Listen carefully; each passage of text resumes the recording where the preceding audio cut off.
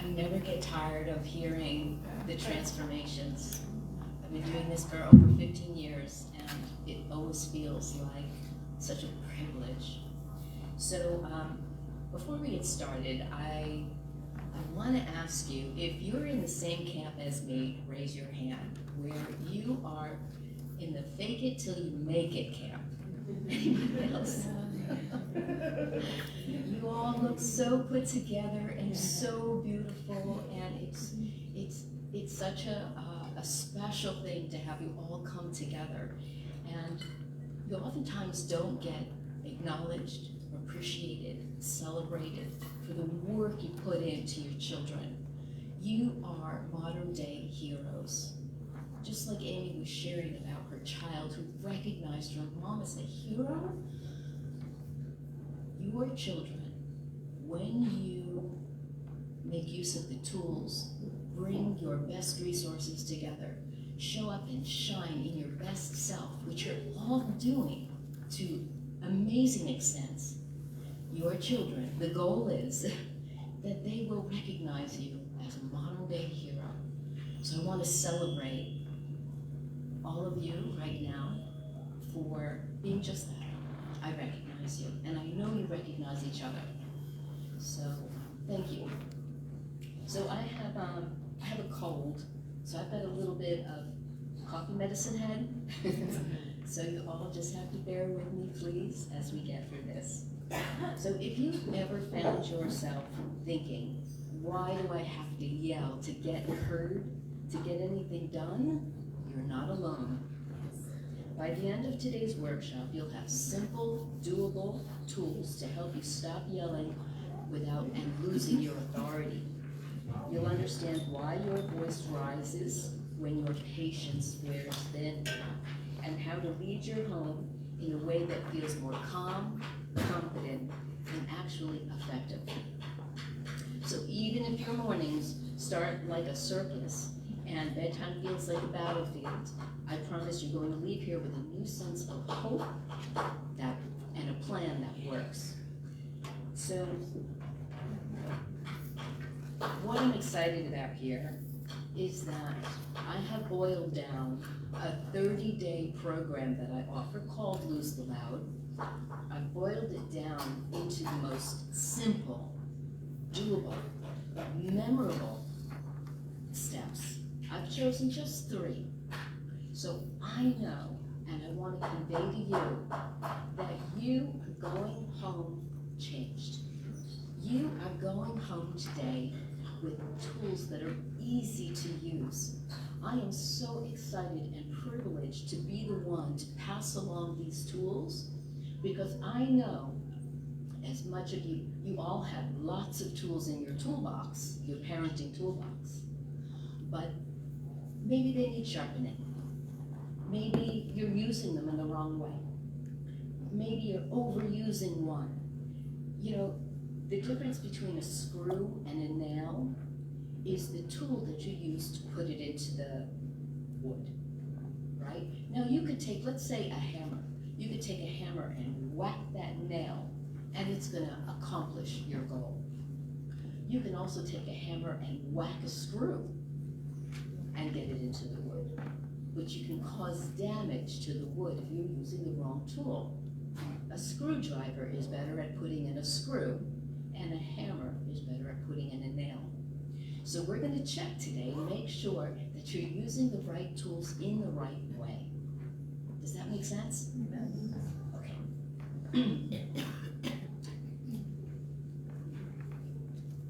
Okay, my promise to you, for those of you who like to know, what are we getting? Why am I here? Don't waste my time. You're going to have tools to help you stay calm, even when your child pushes back. A new way to be heard without raising your voice, and visuals and strategies. These visuals, they say a picture is worth 1,000 words.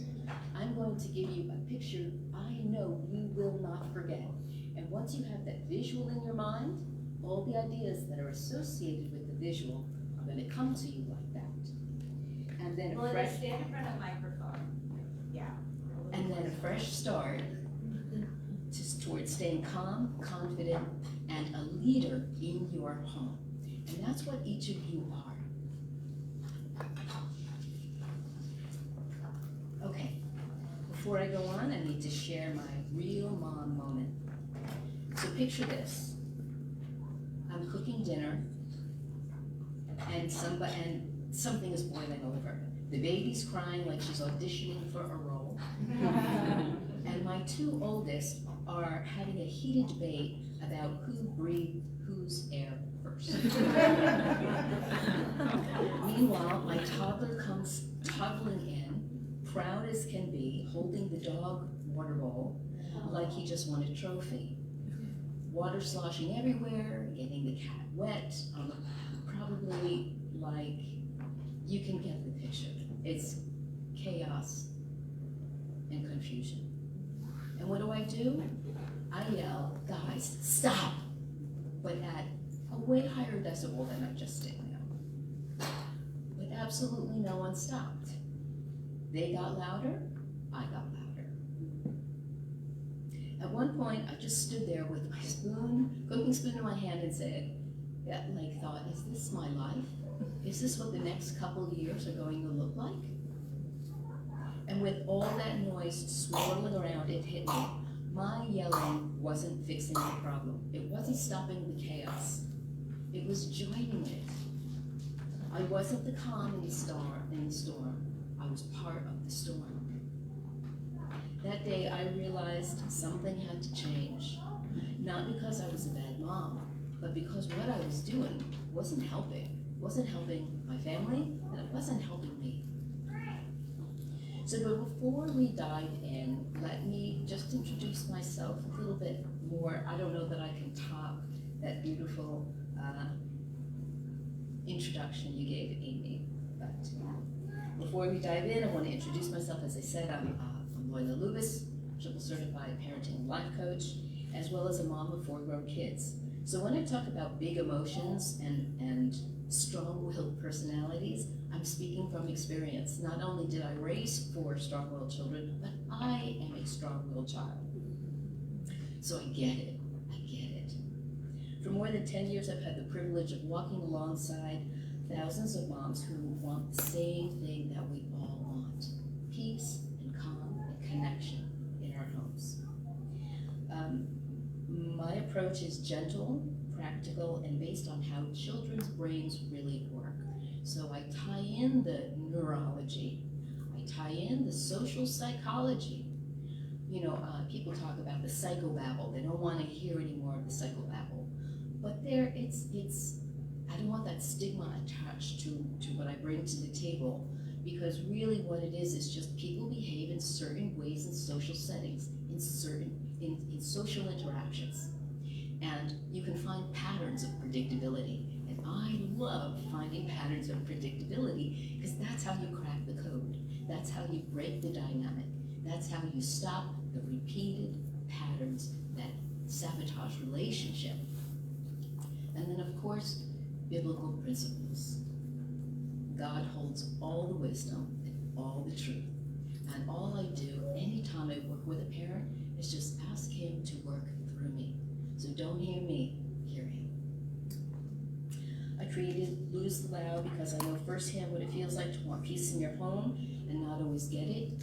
My heart is to give you tools that make parenting feel lighter and more connection. So have you ever said the same thing 17 times only to get cooperation, only to have to yell it and then they listen? Yes. Right? Yes. This is an act of desperation. And the problem, not the solution, the problem is that yelling works. It gets us what we're after, what we want, but it's an unfair trade. We give up relationship to accomplish a tiny goal.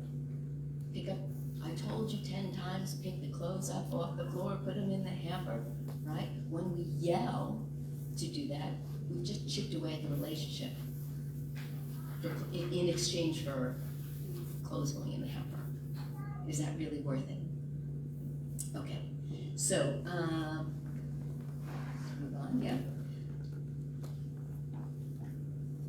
So unfortunately, somehow in the internet world, my slides got a little mixed up and messy. So hopefully you'll be able to see what's on the board, but it's more important that you're listening. Okay, so the example here for trigger 1 is getting loud to override the noise. Now, if you want to look at your worksheets, you can take notes for yourself so that you remember these things when you go home and you're in the midst of the chaos. The example for this is, let's say the kids are fighting over the TV. Who's going to watch what show? Or they're fighting over the remote. You know how it goes. It's chaos. Mom comes into the room and starts competing. She's got to speak even louder to get over the noise, to be heard. That's a common trigger. The problem is we're adding offense to offense. More noise does not bring peace. If you think it does, it's only temporary. It's not creating real change. I'm talking about using tools that create real change. And we'll dive deeper into the strategy that creates that sort of real change, not just in the moment, just not for today, but for good. So the symptoms in your body, I want you to understand what's happening in your body, because your body is talking to you. It's very intuitive. We often override the signs that something needs to change until it gets to the point where we're flooded, until we can't take it anymore, and then we move into action.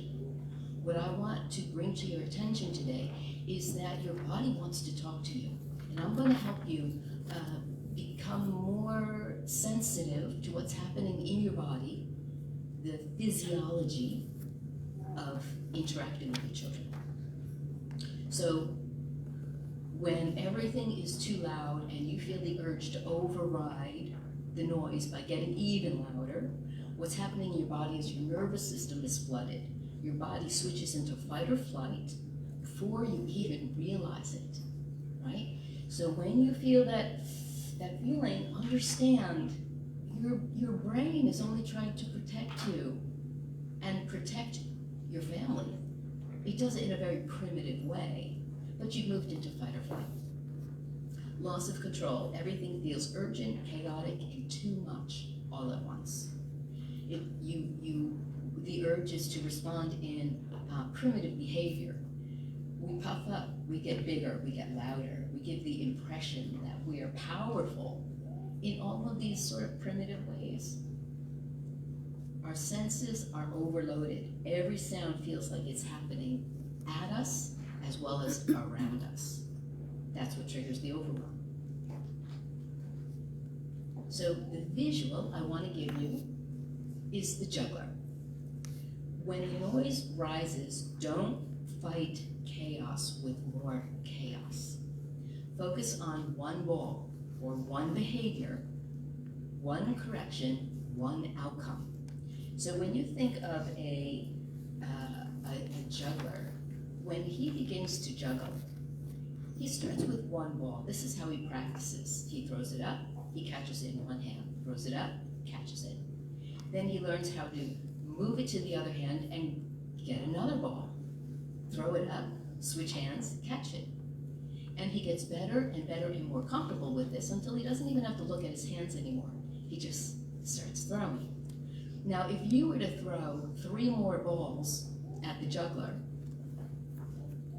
he'd probably drop all the balls.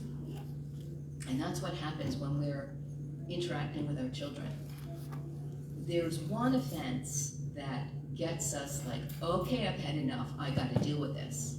And typically, children are masterful at this, not because they're bad children, it's just because they're smart. They're gonna do what works.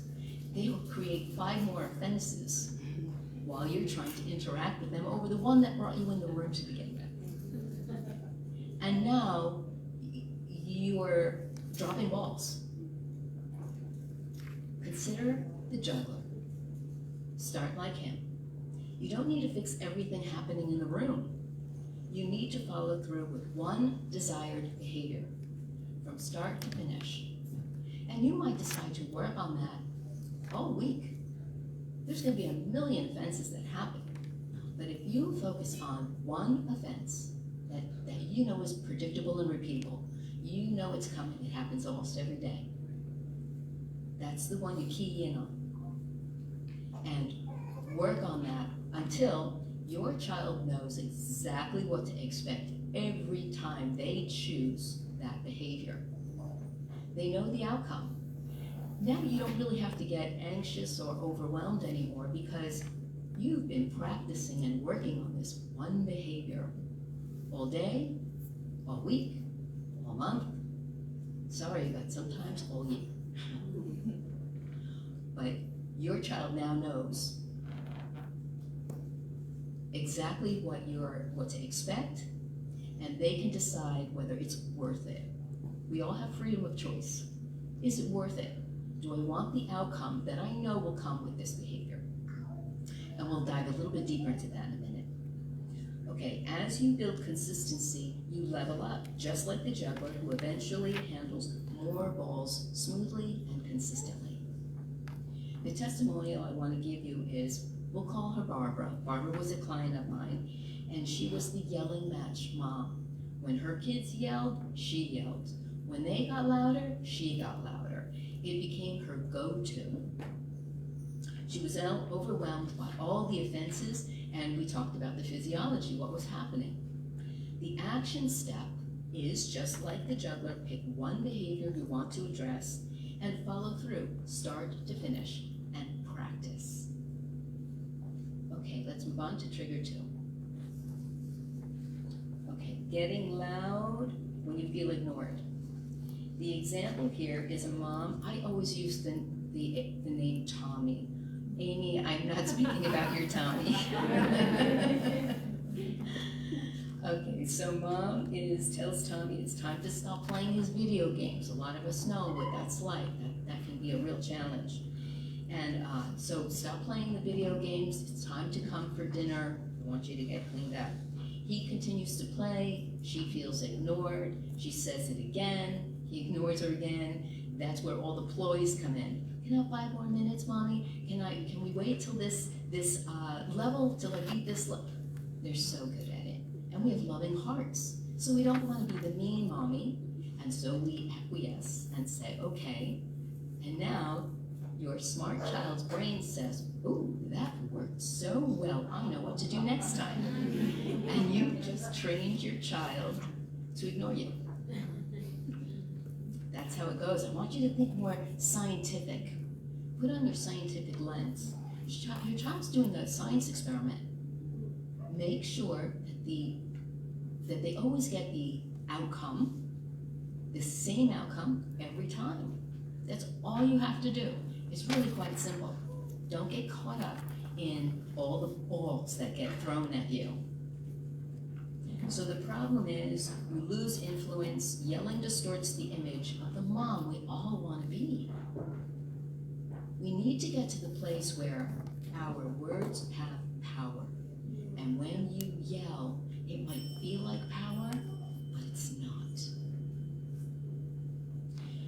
The symptoms in your physiology: rising frustration. Your brain interprets being ignored as a threat to your authority. Boy, I could talk all day about that. You get tension in your body, jaws tighten, shoulders rise, stomach knots. That's the primitive chemical rush that's happening in the body that makes us act in undesirable ways. We get a narrative spiral. Thoughts like, they never listen to me. Why am I even trying? And it's an identity hit. Yelling becomes an attempt to reclaim influence. Remember I talked about the hammer and the screwdriver? Right? Don't use the wrong tool. You want influence. We all want influence. We were created to have influence. But yelling is not the way to do it. It's the wrong tool. Okay, so the solution is be like the candle. Your influence isn't the volume of your voice, it's in the steadiness of your presence. Be like the candle. steady in your tone, present in your expectation, meaning you're not thinking about the last time, you're not bringing up the past, this happens all the time, remember last week, or in the future, if you don't do X, Y, Z next week when you want me to do something for you, I'm not gonna do it. That's not being present in the moment.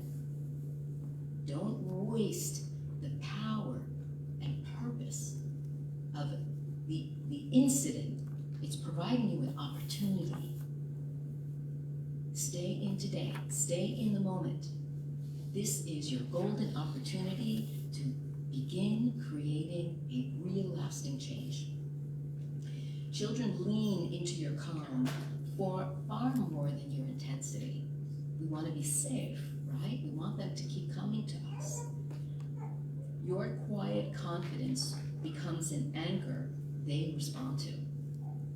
Don't we all want to be that presence in the room?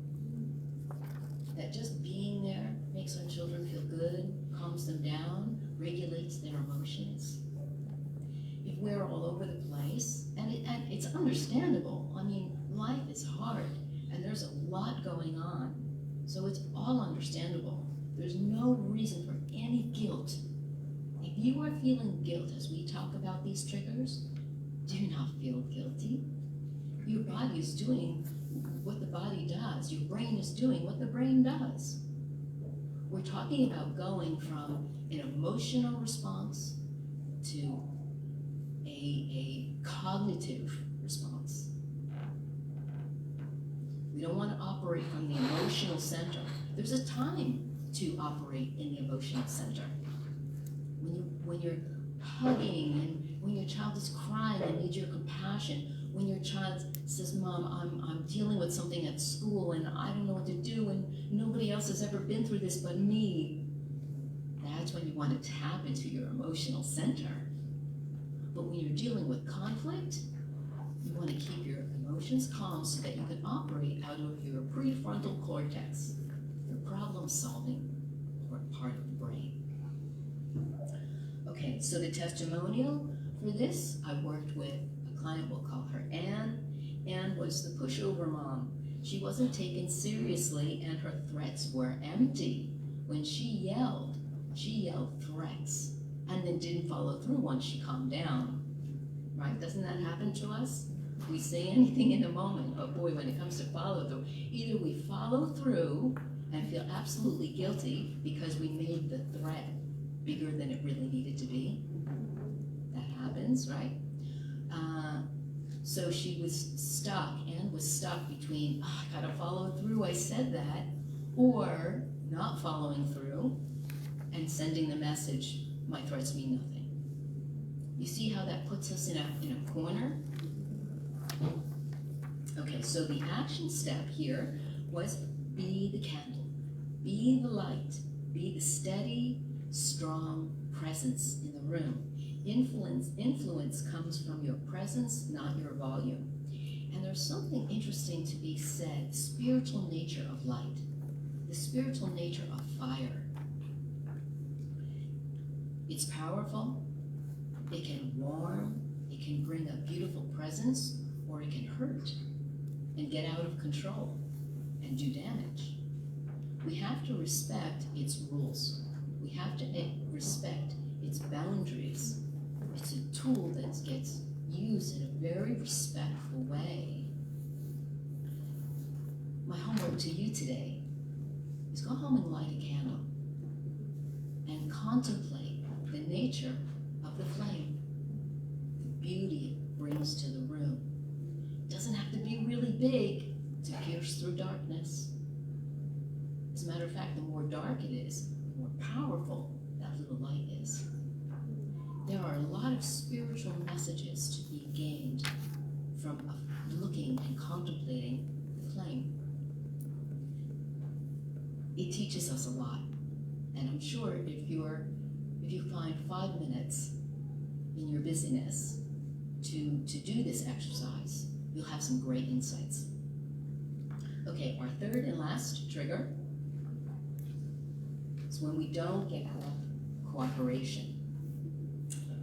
The example here is you told Tommy he can play outside with his friends after he cleans up his room. You find Tommy outside playing, you assume the room was clean, only to find that he didn't clean it and he went outside. Right? We all have our own version of knowing exactly what this is like. The room is a mess, no cooperation, and the yelling begins. The problem is, emotion-driven parenting leads to confusion and inconsistency. And we already just spoke about how it leads to these threats that corner us, because either we're going to follow through on the high emotion threats or we're not, and neither one of them is going to serve us or them well. The symptoms in your physiology are an adrenaline surge. Your body wants to take control fast. Mental clutter. Your mind races with, why is this so hard? Why I don't have time for this? Why do I have to go through this day after day? Emotional urgency. Frustration mixes with fear that things are about to fall apart. We do like to be in control. And as leaders in our home, we are to have an element of influence that's different from control, right? They both have the same outcome, but how they are achieved is different. And then inconsistent reactions. When the responses are changed, it's based on emotion, not intention, when we yell. Okay, so the solution for this is the highway cop. A highway patrol officer doesn't yell, repeat himself, or negotiate. He is calm, clear, confident, and everybody responds. So when cooperation is missing, step into calm authority, not emotional reactivity. Be like the cop, use a calm tone, give clear direction, and follow through confidently. No pleading, no debating, no escalating. Your authority is enough. And when delivered calmly, children feel secure rather than challenged. Now, when the cop turns on those lights, I don't know about you, but don't you instantly, your heart rate goes up, your blood pressure, right? Your palms get sweaty? Because the police officer is so predictable. You already know what's coming. You already know you're going to get a ticket. You're already thinking of all the bills that have to be paid. You don't have money for this, right? That's how predictable we need to be in our homes. It's not hard. Just one, like the juggler, just one thing we're working on. If you just focus on one thing and determine what you're going to do in that situation ahead of time, and then execute it, and then execute it, and then execute it, eventually you can say to your child, you already know how this is going to go. You determine when we're done with this. Now the ball is in Tommy's court. Now Tommy gets to feel in control of his life. Tommy gets to decide what the day looks like. Am I going to lose screens again for the day? It's up to me. I know what she's going to do. Just like the police officer. If I don't want to get a ticket, I better not speed. I'm in control of how this goes, right? And we like control. This is where you get to use it to your advantage. Okay, so testimonial here, we're calling her Nancy. Nancy was the insecure mom, always asking for cooperation. Tommy, do you want to go upstairs now? Tommy, do you feel like taking a bath now? Tommy, do you want to eat? It's dinner time. You feel like eating? Okay, the action step is be like the cop. Clear tone, clear direction, follow through, polite command. Your authority is enough. When you move into action, now your words equal authority. If a cop pulled you over and every time was like, okay, but next time, you're going to do it again. Right? So this, I'm excited for you. I want you to be excited. I want you to get clarity on these visuals. Let it make a lot of sense to you so that you can own your authority. You can own your leadership. You know your words have power, and the ball is in your child's court. You're loving. You're always operating love. Nobody likes bad authority. Nobody. Nobody likes overbearing, muscle flexing, alpha authority. Come on, we got this. Okay, so in conclusion, imagine being heard without raising your voice. Imagine being a role model of calm leadership, building trust with every interaction. You can be like the juggler, focused and effective, focusing on one thing that you're going to address and address it until you can, like the juggler, he doesn't have to even look anymore. Like the candle, calm, consistent, a presence, a powerful, beautiful presence in the room. And the highway cop, clear, confident, incredible powerful follow through that influences the way you continue on with your day. Right? The cop is the reason why we all do the speed limit. If the cop weren't there, I don't know about you, but I would do the speed limit. Okay, so next slide. What I do, I help parents understand their child's behavior so they can parent wisely and not feel worn out. I do that using a system called SMART. These are simple. They are measurable. They are achievable. Anybody can do this. This is not just for some moms or you know, I've got a lot of children. I can't do this. I'm a single parent. I can't. No. Anybody can take these principles, these concepts, and it will change your day. Okay, repeat. So I said simple, measurable, achievable, repeatable, every time. You know what to do. Now maybe during Q&A we can talk about what do you do, right? But once you have that in your back pocket, you can do it all the time, and then test it. I've tested these principles, these strategies, over 15 years. And they work. They work. Next slide. What I want you to do. I want you to know you're not alone. You're empowered. You have the tools. Behavior is communication. Listen to what the behavior is saying. And then begin decoding the triggers. Understand what your body is doing, right? And how you have to move into action to soothe your body so that you can be a calm, assertive leader. Next slide. Because you were made for this. You're not failing. You're going forward. You're making the changes that you need to make. Anybody can do this. I am your cheerleader. My soul's purpose is to support you. If you want to know what are my resources, do I have what I need to, or I don't have what I need, I can't make these changes. I try and nothing works. I'm your cheerleader. It brings me so much joy. My life's purpose